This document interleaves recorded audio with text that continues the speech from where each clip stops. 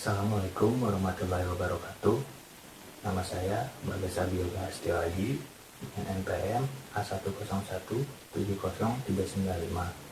Kali ini saya akan menjelaskan materi proposal penelitian yang berjudul Analisis Perancangan Tata Letak Pabrik Kopi dengan menggunakan metode Activity Relationship Chart.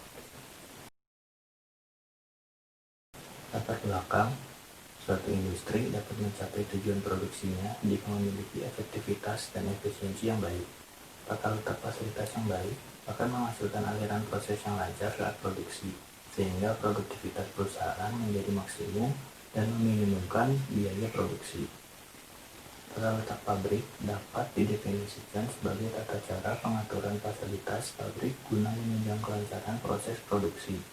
Permasalahan yang terjadi dalam pengaturan tata letak adalah apakah pengaturan dari semua fasilitas produksi tersebut telah dibuat sebaik-baiknya sehingga mencapai suatu proses produksi yang paling efisien dan bisa mendukung kelangsungan serta kelancaran proses produksi secara optimal.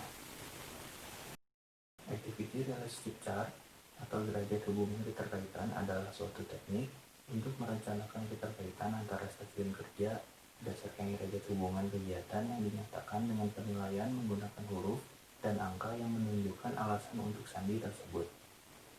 Tujuan penelitian: yang pertama, untuk mengetahui kegiatan yang dilakukan selama proses produksi.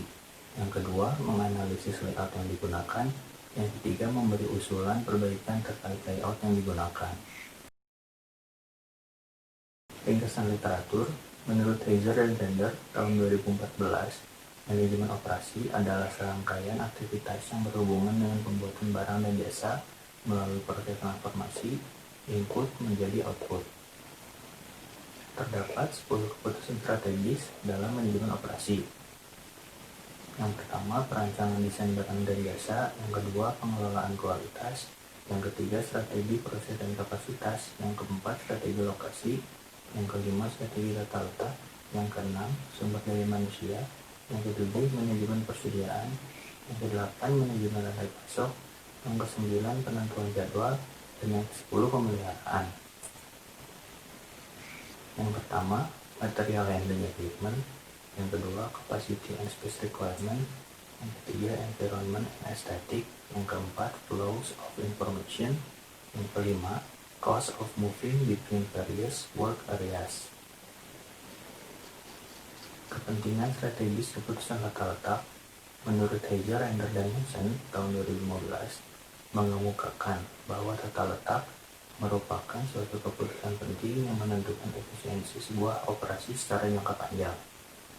Tata letak memiliki banyak dampak strategis karena tata letak menentukan daya saing perusahaan dalam hal kapasitas. Kepentingan strategis keputusan tata letak. Menurut Heiser, Render, dan Hansen tahun 2015 mengemukakan bahwa tata letak merupakan suatu keputusan penting yang menentukan efisiensi sebuah operasi secara jangka panjang. Tata letak memiliki banyak dampak strategis karena tata letak menentukan daya saing perusahaan dalam hal kapasitas, proses, fleksibilitas, biaya, kualitas, lingkungan kerja, kontak dengan pelanggan, dan citra perusahaan. Tata letak yang efektif dapat membantu organisasi mencapai sebuah strategi yang menunjang diferensiasi, biaya rendah, atau respon yang cepat. Penelitian terdahulu yang digunakan: yang pertama, analisis perancangan tata letak fasilitas produksi menggunakan metode Activity Relationship Chart yang ditulis oleh Nadia Dini Sapitri, Zainal Ilmi, dan Amin Kadafi. Yang kedua, analisis tata letak fasilitas dengan menggunakan metode Activity Relationship Chart pada industri mebel bambu karya Manunggal Jakarta yang ditulis oleh Marni Astuti, Eko Purwanto, dan Agus Trianingsih. Yang ketiga, Increase Efficiency with Production Model Relayout Using Activity Relationship Chart yang ditulis oleh Arif Prayogo dan Hasman Zusi. Metode penelitian. Metode yang digunakan adalah metode kualitatif dengan teknik pengumpulan data berupa observasi dan wawancara. Analisis menggunakan metode Activity Relationship Chart ini diperlukan untuk menganalisis tingkat hubungan atau keterkaitan aktivitas dari suatu ruang dengan ruang lainnya. Untuk membantu menentukan aktivitas yang harus diletakkan pada suatu departemen, telah ditetapkan suatu pengelompokan derajat hubungan yang diikuti dengan tanda bagi setiap derajat tersebut.